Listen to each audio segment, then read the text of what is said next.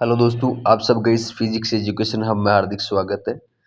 और आज हम बात करेंगे विद्युत चुम्बकीय तरंगों की, जिसमें हम देखेंगे गामा किरणें, एक्सरे किरणें, पराबैंगनी किरणें, दृश्य प्रकाश किरणें, अवरक्त तरंगें और सूक्ष्म तरंगें और रेडियो तरंगें। सबसे पहले हम देखते हैं कि गामा किरणें क्या होती है। तो गामा किरणें है वो आपके नाभिकीय अभिक्रियाओं में उत्पन्न होती है। पहली बात तो आपको ये ध्यान में रखना है। फिर इसकी तरंग दैर्घ्य कितनी होती है? 10⁻−10 से 10⁻14 से भी कम होती है। अब इनका एक उपयोग कहाँ किया जाता है?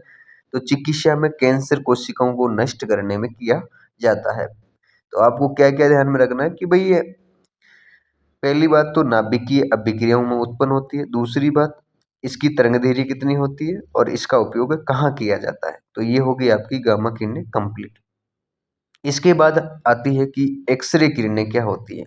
तो इसी प्रकार से हम एक्सरे किरणों के बारे में देखेंगे कि उसकी तरंग दैर्घ्य क्या होती है। जैसे हमने गामा किरणों की देखी थी, तो एक्सरे किरणों की भी तरंग दैर्घ्य होती है 10⁻−10 मीटर से 10⁻8 मीटर होती है।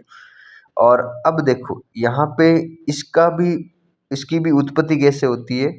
तो कोई भी जैसे कि भारी तत्व है, तो उस पे क्या करवाया जाता है कि उच्च ऊर्जा के इलेक्ट्रॉन की बौछार करवाई जाती है, तब ये आपकी एक्सरे किरणें निकलती है।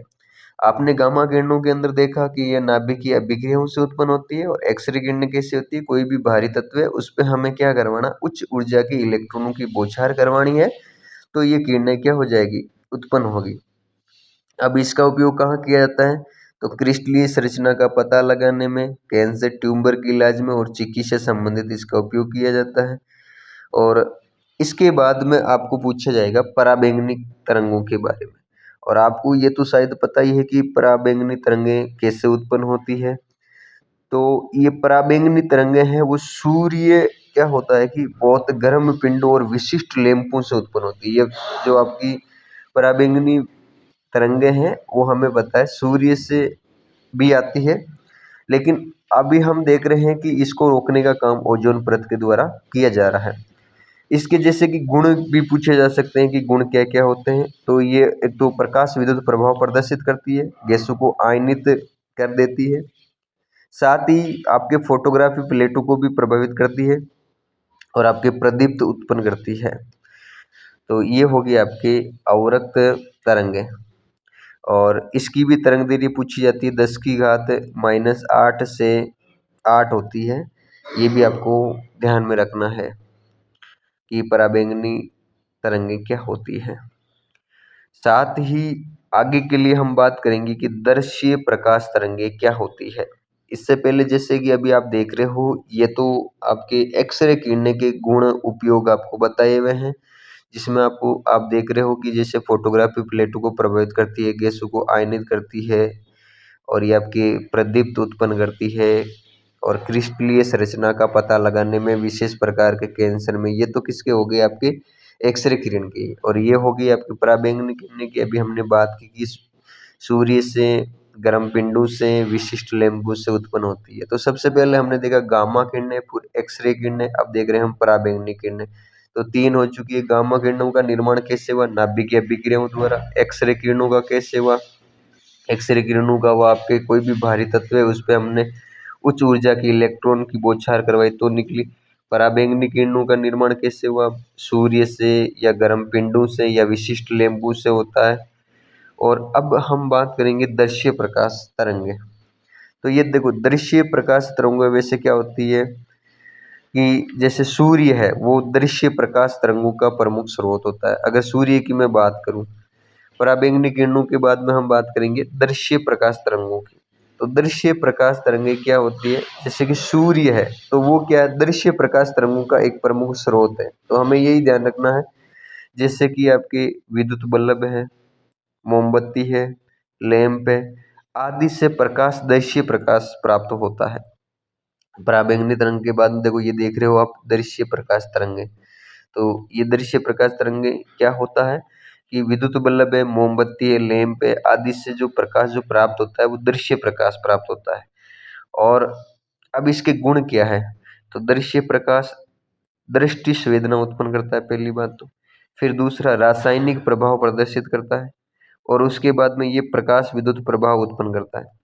तो आपको ध्यान में रखना गुण, इसकी उत्पत्ति कैसे हुई, इसकी तरंग दैर्घ्य कितनी होती है, तो 4 × 10⁻⁷ मीटर से 7.8 × 10⁻⁷ मीटर होती है। ये देखो तरंग दैर्घ्य की बहुत ही ज्यादा इंपॉर्टेंट है, ये भी आपको पता होना चाहिए कि किस तरंग की कितनी तरंग दैर्घ्य होती है। तो 4 हमने देख ली, एक तो गामा देख ली, एक एक्सरे, एक पराबैंगनी, एक दृश्य। इनकी उत्पत्ति आनी चाहिए भी कैसे, तो सूर्य है वो दृश्य प्रकाश तरंगों का प्रमुख स्रोत है, ये आप याद रखोगे। इसकी तरंग दैर्घ्य 4 × 10⁻⁷ मीटर से 7.8 × 10⁻⁷ मीटर होती है। इसके बाद हम देखेंगे कि दृश्य प्रकाश तरंगों के बाद में अवरक्त तरंगे। तो अवरक्त तरंगों की देखो तरंग दैर्घ्य कितनी होती है, 7.8 से 10 7.8 × 10⁻⁷ मीटर से 10⁻³ मीटर होती है। अब ये अवरक्त तरंगे कैसे उत्पन्न होती है, तो ये भी आपके गर्म पिंडों और अणुओं से उत्पन्न होती है, और इन तरंगों को उष्मा तरंगे भी कहते हैं। ध्यान रखोगे अवरक्त तरंगे हैं, इनको क्या कहा जाता है, उष्मा तरंगे भी कहा जाता है। और अब अगर आपको पूछे कि जैसे कि आप देखते जा रहे हो कि बढ़ते क्रम में, जैसे हमने पहले पढ़ी कि गामा किरणें हैं उनकी तरंग दैर्घ्य बहुत कम होती है, उसके बाद में आपने देखा था कि एक्सरे किरणों की ज्यादा होती है, उसके बाद में पराबैंगनी, पराबैंगनी के बाद में दृश्य की देखी, उसके बाद में अवरक्त की देख रहे हो। फिर आप इसके गुण देख सकते हो कि अवरक्त तरंगों के गुण क्या होते हैं।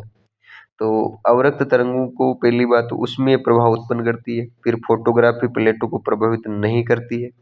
अब इसके उपयोग आप देख सकते हो कि उपयोग कहाँ किया जाता है, तो चिकित्सा में किया जाता है, और उसके बाद में इसका उपयोग है अंधेरे, धुंध, रात में फोटोग्राफी के लिए भी किया जाता है, और साथ ही पौधों को गर्म रखने में भी, मतलब ग्रीन हाउस में भी अवरक्त तरंग का उपयोग किया जाता है।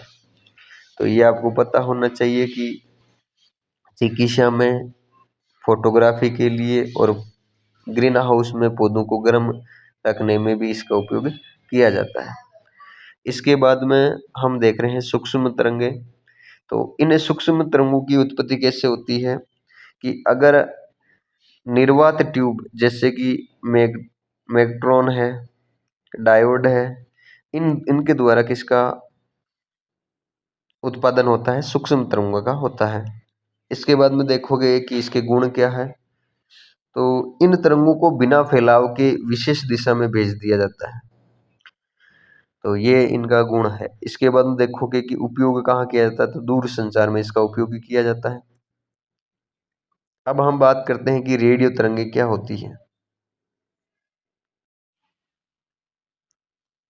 अब आगे आप देख सकते हो रेडियो तरंगों के गुण हो गए कि तरंग दैर्घ्य अधिक होने के कारण ये तरंगे विवर्तित हो जाती है, मतलब बड़ी हो जाती है। विवर्तित का मतलब होता है बड़ी हो जाती है।